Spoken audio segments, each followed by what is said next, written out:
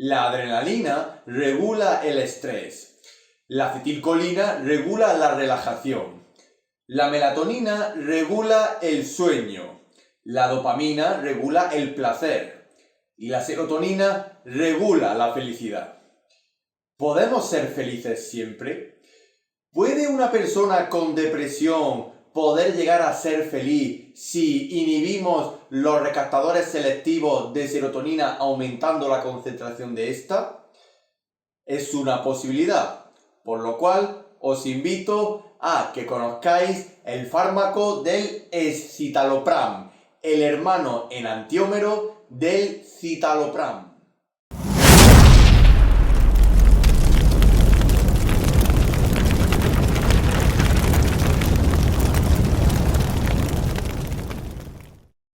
El escitalopram es un fármaco que pertenece a la familia de los inhibidores selectivos de recaptación de serotonina, también conocidos como sus siglas de ISRS. El escitalopram se puede encontrar en el mercado sanitario y farmacéutico bajo múltiples nombres, donde podemos encontrar el Cipralex, el Esertia o el Eipram. Tenemos que recordar que el escitalopram es el enantiómero S de otro fármaco hermano, en este caso de citalopram, por lo cual podemos aquí encontrar la estructura y conformación química del escitalopram, donde vemos que posee la misma fórmula y la misma estructura química que su enantiómero, el citalopram, pero siendo una imagen especular de el mismo.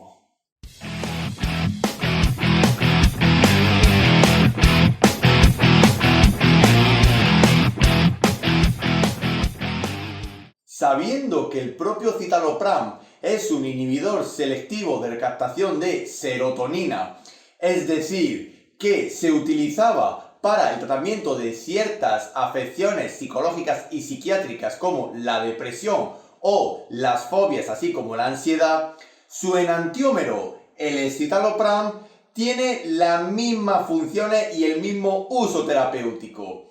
Se utiliza también para las depresiones en cualquier estadio, para la ansiedad tanto social como generalizada, y también se utiliza para otras situaciones como por ejemplo los trastornos obsesivos compulsivos o las propias fobias.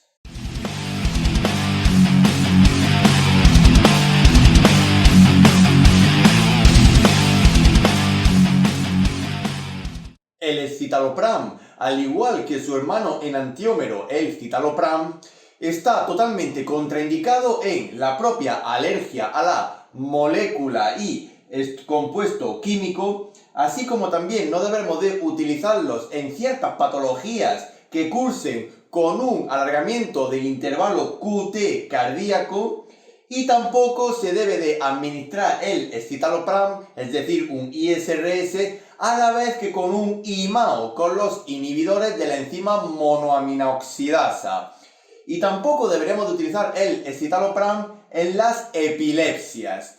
Y deberemos tener en cuenta ciertas precauciones, como por ejemplo en la insuficiencia hepática iliorrenal, debido al metabolismo hepático que tiene el escitalopram, así como su excreción renal.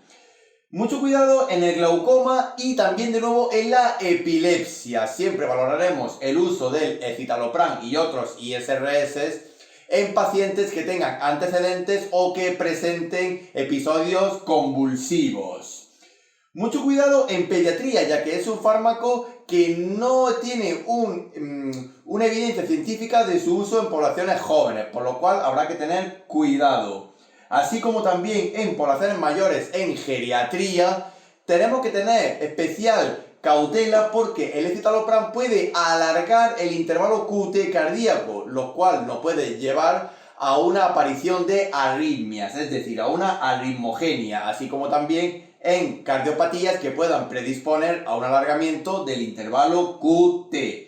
Deberemos de revisar las interacciones del escitalopram y, por supuesto, al ser un inhibidor selectivo de la recaptación de serotonina, un ISRS, deberemos de tener una suspensión gradual del mismo, nunca quitarlo de forma brusca, ya que se pueden producir síndromes de abstinencia.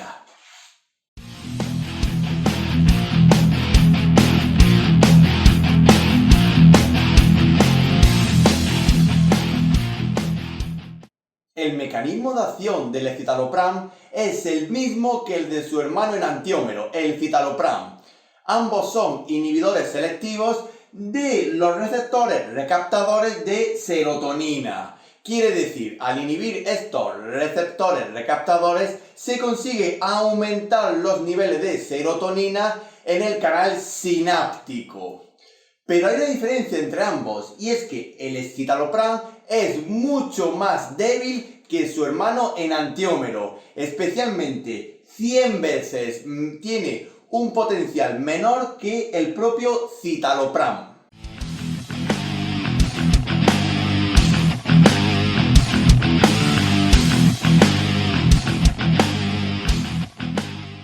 La vía de administración más usual del escitalopram es la vía enteral, debido a su presentación múltiple de forma física en comprimidos, cápsulas e incluso también en soluciones orales y en gotas, que la dosificación suele variar de 5, 10, 15 y 20 miligramos.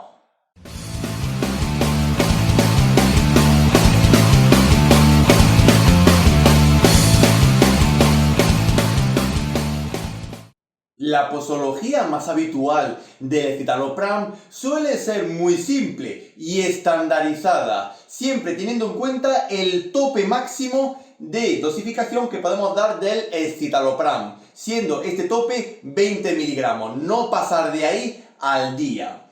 Por ejemplo, en estadios de depresiones mayores podemos utilizar 10 miligramos y subir hasta 20 miligramos si precisa.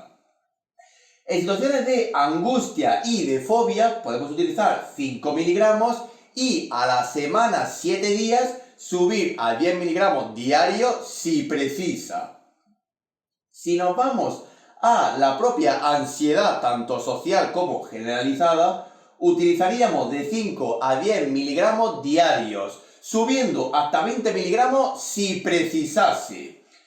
En los trastornos obsesivos compulsivos utilizaríamos una dosis estandarizada de 10 miligramos diarios, mientras que en geriatría, en la tercera edad, valoraremos siempre dosis mínimas de 5 miligramos y subir hasta 10 miligramos si precisase, pero siempre quedándonos en todos los estadios y en todas las patologías con la dosis mínima y de ahí ir subiendo si se requiriese.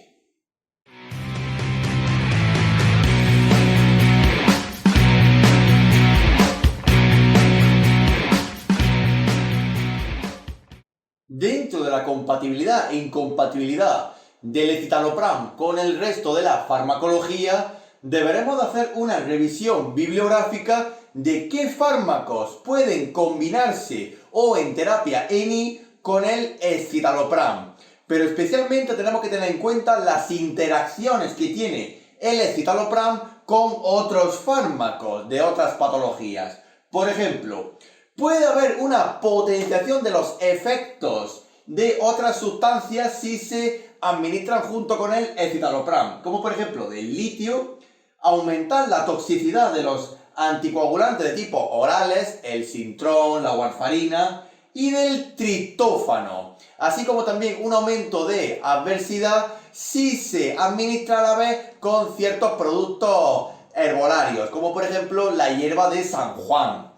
Y también puede tener interacción que puede ser adversa o incluso potenciar los efectos de otras sustancias, como por ejemplo de los antidepresivos de tipo tricíclicos, de su propia familia de los inhibidores selectivos de la recaptación de serotonina y de cualquier fármaco que interactúe con el citocromo P450 en su variante enzimática CYP2C19, que es la que se encarga de metabolizar a nivel hepático el escitalopram y la mayoría de los ISRS.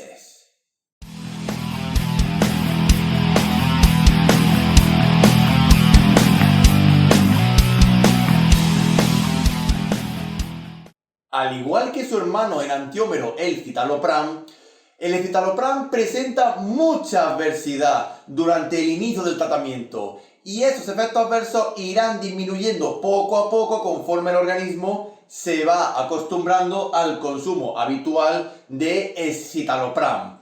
La mayoría de los efectos adversos que suelen comenzar al inicio del tratamiento suelen ser la aparición de dispepsia así como de xerostomía, un aumento gradual de peso que puede estancarse, cuadros de diarrea o incluso de estreñimiento, alteraciones del sueño como por ejemplo insomnio, somnolencia, mareos, dolor general como por ejemplo artralgia y mialgias, un aumento de la sudoración como la diaforesis, aparición de fatigas, temblores, incluso también de disfunción sexual, así como de movimientos anormales o parestesias. Y de nuevo, como el escitalopram tiene la capacidad de alargar el intervalo QT cardíaco, puede haber una predisposición a una arritmogenia, a aparecer arritmias cardíacas. Y en el embarazo y la lactancia, el escitalopram tiene categoría C, es decir, no se debería de administrar a no ser que haya un beneficio tanto en la gestante como en el lactante. Pero se ha demostrado que el escitalopram durante el embarazo puede producir efectos tóxicos y dañinos sobre el feto, por lo cual si puede ser mejor evitar el escitalopram tanto en el embarazo como en la lactancia.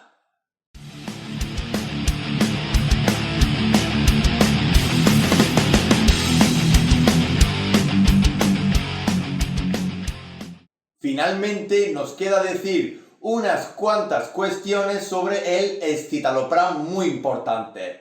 La primera es que el escitalopram es un fármaco que no hay información suficiente de que sea dializable o no por las técnicas continuas y actuales de reemplazo renal y usualmente no suele requerir un ajuste de dosis, aunque en pacientes con un alto grado de nefropatía, por ejemplo, con un requerimiento de creatinina menor de 30 ml por minuto, sí se requiere una bajada de dosis o directamente quedarnos siempre en la misma dosis mínima para el paciente y el tratamiento de su patología.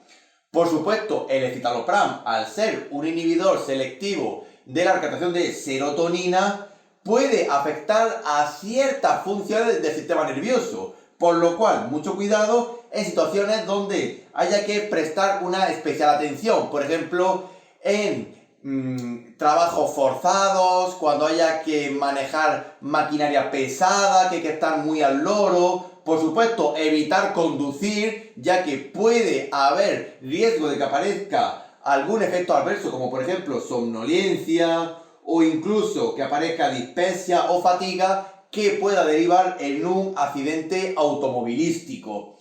Y el escitalopram, como muchos otros fármacos ISRS, como el citalopram o la fluoxetina, mucho cuidado con las automedicaciones. Siempre se debe de consumir bajo receta médica y con la supervisión del médico de familia o del especialista.